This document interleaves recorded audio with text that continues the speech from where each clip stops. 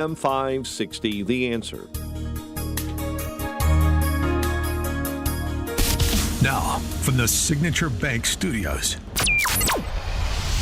This is Chicago's Morning Answer with Dan Proft and Amy Jacobson on AM 560. The Answer.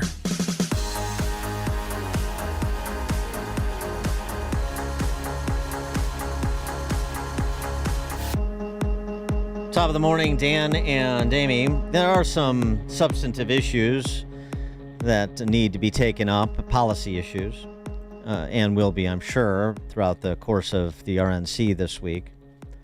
One of them includes border security.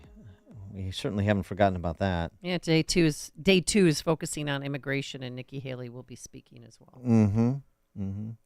And I know we had Ali Mayorkas have to divide his time because he had to step up to the podium and repeat the stock line that he has 100% confidence in Secret Service and the Secret Service director after the abject failure on Saturday. Just as he repeats lines that you have to be, to borrow a Rick Wilson phrase, a credulous rube to believe all the time about border security and what he is and is not doing as DHS secretary. Perhaps the most incompetent member of Joe Biden's cabinet, and that's saying something. There's a lot of competition for that title. We have these updates, too, which people may not be paying attention to. I know Greg Abbott, the governor of Texas, says the Biden administration has been flying migrants from California to Texas. You send them to sanctuary jurisdictions, and then we're going to send them back, courtesy of federal taxpayers. The flights, which have been operating every week, cost an estimated $80,000 a flight, and are there are pictures of migrants in shackles boarding the planes, which are operated by a contractor. This is San Diego, the latest district along the border that has been overrun by persons entering the country illegally at the behest of this administration. We had kids in cages. Now we got migrants in shackles. And when they do get here illegally, no need to bother with a lot of the bureaucracy and do the in-person check-ins and stuff. Just move about the country freely. The Biden administration is preparing to eliminate in-person check-ins for migrants, read illegal immigrants, and replace them with an app. They've got an app for that, just like they have an app for you to come here illegally. The app, which is set to launch soon in the form of a pilot program in select cities, please let it be Chicago, will let millions of illegal immigrants released into the U.S. await their asylum proceedings with a check-in. They can check in with immigration officials on a phone or a computer. So there's no need to, present yourself and, there's all this uncomfortable vetting.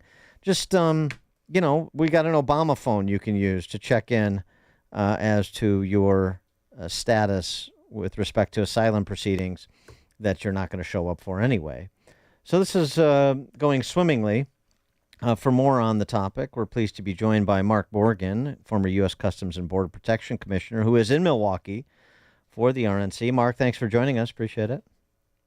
Dan and Amy, thanks for having me. And I tell you, every single time when I come on with you guys, I listen to your monologue. I think, you know what? You really don't need me because you just said everything that was spot on. You said it better than I could have. I couldn't agree more with everything you just said. Well, I mean, what about these flights from California to Texas with migrants being shackled? Why are they shackled? Well, why are they shackled? Yeah, what did they do? These are Biden buddies. These are our friends. These are our neighbors. These are new arrivals. It sounds like maybe some of them are dangerous or something. Yeah, exactly right. I mean, look, it's hard not to laugh sometimes at just the lunacy that's happening, right? And think about it. They are shackled for a reason. And so I haven't sourced out this specific story yet, but more than likely what it is, in the San Diego sector, they're overwhelmed. They don't have enough resources to process the thousands of illegal aliens that are coming every single day. So what they do is they'll put them on a plane and fly them to other sectors to help process. Well, since they haven't been processed yet, we don't know how they are, who they are. They haven't been vetted. So you're right. We don't know if they are criminals, murderers, rapists, pedophiles, aggravated felons. So that's why they're being shackled at not. But to your point, right, we shouldn't be having this conversation because they should not be allowed into the United States. This is ridiculous. We have a policy under this administration that is incentivizing and encouraging individuals to illegally enter this country. Because here's why: it's not complicated. You and I, we've talked about it before. Is if you tell the entire world, if you make it to our border, and even if we apprehend you, we're going to release you in the United States, never to be heard from again. Wait for it, shocker, they're going to come. Well, and our eyes have kind of been taken off the border issue because of, obviously the assassination attempt and other things that are going on. But how is Biden's executive order working? Is it stopping the flow of people coming to this country illegally? No, and I'm so glad you asked that, because your comments about Secretary Mayorkas, I couldn't agree more. I mean, this is a guy that says he has confidence in the Secret Service, who's overseeing an assassination attempt on our president. This is the same secretary that for 3.5 years have said there's nothing to see at our borders, that our borders are secure, there's no crisis. I mean, I say it all the time. How do we know Secretary Mayorkas is lying? When his lips are moving, right? I mean, it's just, I'm so tired. And I agree with you. I go a step further. I actually refer to Secretary Mayorkas not as just the most incompetent, but also the most dangerous man in this administration. And Amy, to your point, look, it's a big lie. We keep hearing how the numbers have gone down. For everybody listening, here's the shell game. They're only talking about the southwest border, and they're only talking about those that illegally enter in between the ports of entry. What they're not being honest with the American people about is they have simply diverted thousands that used to illegally entry to the land ports of entry. At the land ports of entry at the southwest border, they've allowed in an additional 450% of otherwise inadmissibles. And then we know, you've talked about it, the CBP One app, the abuse of the parole program. They're flying in 30,000 every single month, what we believe is through an unlawful program. And then the numbers, they don't even count the numbers at the northern border, which we've also seen a 2,000% increase in some of the sectors. And finally, what they don't count is the gotaways. We've seen an almost 600% in known gotaways under this Biden administration, yet they do not include any of that when they're quoting, the numbers have gone down. It's a big lie. It's a shell game. Yeah, it's interesting, too. There was a story about Springfield, Ohio, if I'm remembering correctly, that has this influx, like 15,000 Haitian migrants over the last 24 months in a town of 50,000 people. And they're talking about, you had the mayor and you had the the city manager on, I think it was Fox, talking about how, this is clearly putting a strain on public resources, law enforcement, housing, the local schools, and so forth. I just wonder, maybe, they can they sort of, kind of, I guess, can assimilate without too much notoriety when you're talking even about 50 or 100,000 in places like Chicago and New York.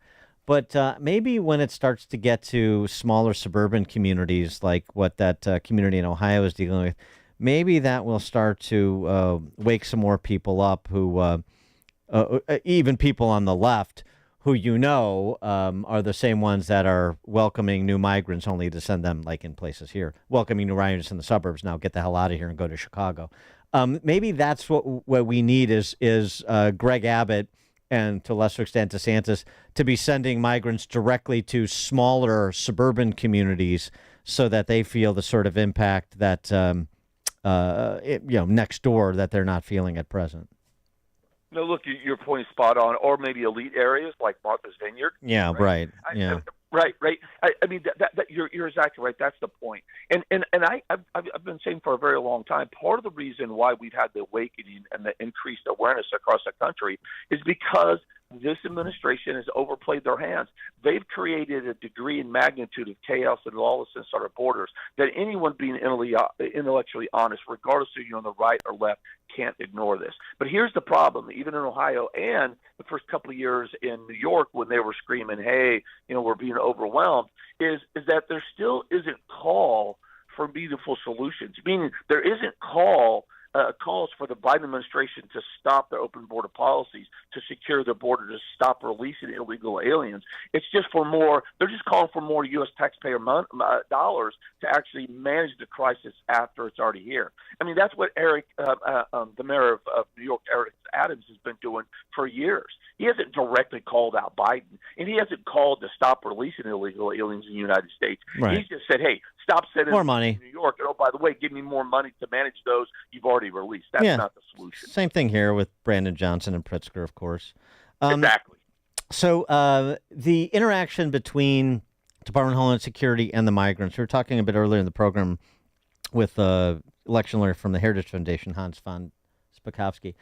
The concern about these federal agencies interacting with all these people that have been invited to enter illegally and stay, and then transitioning them to loyal voters for Biden come November.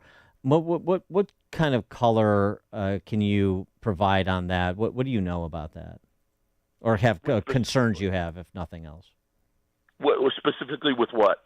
With federal agents. Federal employees, like for Department of Homeland Security, essentially doing a voter registration and ultimately a GOTV program for illegals that they allow into this country. Yes, exactly. Hans he's a great colleague. But here's my response to this, Dan, is just like so many things with the border. It's common sense, right? You can't tell me that when you flood our country with millions of illegal aliens, and we know for a fact that there are loopholes in our federal system with respect to being able to prevent illegal aliens from voting. And when you have issues like this right now that you're discussing, it just defies common sense and logic that we are not acknowledging and agreeing with that there is a potential for illegal aliens to unlawfully vote. I mean, it just doesn't pass the straight face test. Now, to what degree and to what magnitude, that's the unknown. But I tell you, in Arizona, the election was only lost by 10,000 votes. In Georgia, I think it was 12,000. So even if less than half of 1% illegally vote, that could absolutely change the outcome of the election. But is there any way to get to the known? I know we sort of dance around this. You're right. It is common sense to recognize what the threat is. But we can't. There's no way to understand what these agencies are or are not doing in this direction. I think we can if we had a legitimate, honest, transparent administration. But look, I hate to say that as American, but that's just a fact. We've seen this for 3.5 years. We're not going to get that transparency from this administration, and they're not going to allow that transparency to happen to get to those kind of questions. I mean, think about this. We were trying to pass a bill that was strengthening the ability to identify illegal aliens from voting and preventing that, and yet Democrats vote against it. That's where we're at right now. Mark Morgan, former U.S. Customs and Border Protection Commissioner, who is in Milwaukee for the RNC. Mark, enjoy the festivities. Thanks for joining us. Thank you both. Thank you. And he joined us on our turnkey.pro answer line. The stories you need to know to start your day. This is Chicago's Morning Answer on AM 560. The Answer. You've heard Rumpke's Garage commercials on AM 560, and now they specialize in servicing Sprinters and light-duty diesels. But the experts at Rumpke's also service Isuzu and Chevy low-cab forward trucks. So if you own an Isuzu or Chevy low-cab forward truck but aren't sure where to get it repaired, take it to Rumpke's Garage, your #1 dealer alternative for repairs to your Isuzu NPR